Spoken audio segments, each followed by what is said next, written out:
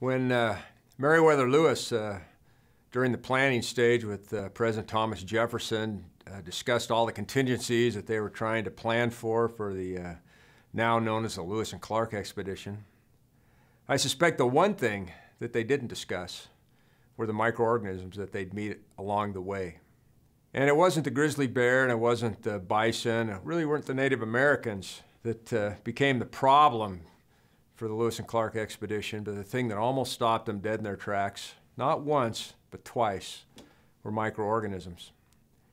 The first time, they'd gone up the Mississippi River to the Missouri River, and they were spending the winter camped across the river from the Mandan Indian village. These natives were known to the white Americans. They had already had their experience with diseases from Europe. They'd been decimated by the same things that had decimated the other native populations: smallpox, measles, and another disease, syphilis. Well, the winters are long in North Dakota, and there's not a lot to do, and you can only do so much drilling if you're the Lewis and Clark expedition members.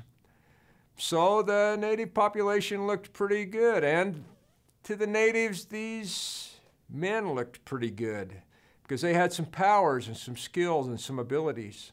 Well, in the native tradition, one way that you acquired somebody's magic or power was to have sex with them.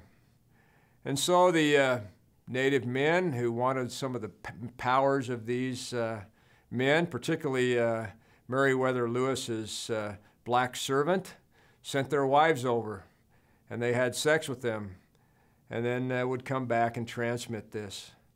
Well, the disease that they were passing back, going the other way this time, was syphilis.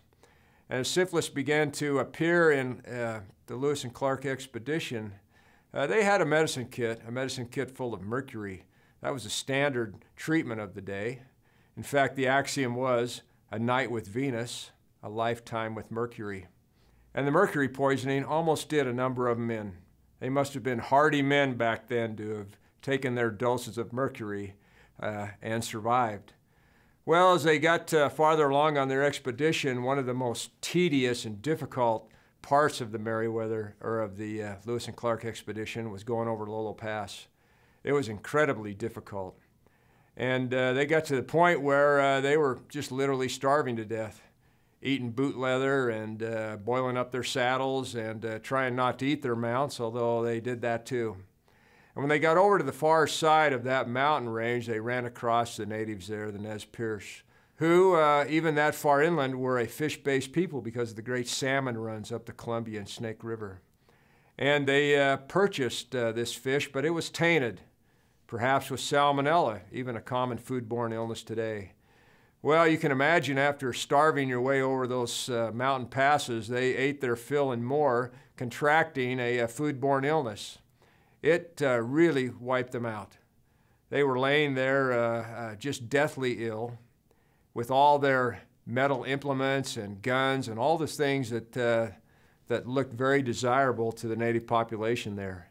And it was only through the intervention of one of the native women who was traveling with Lewis and Clark that they didn't all get their heads clunked in and have their stuff taken.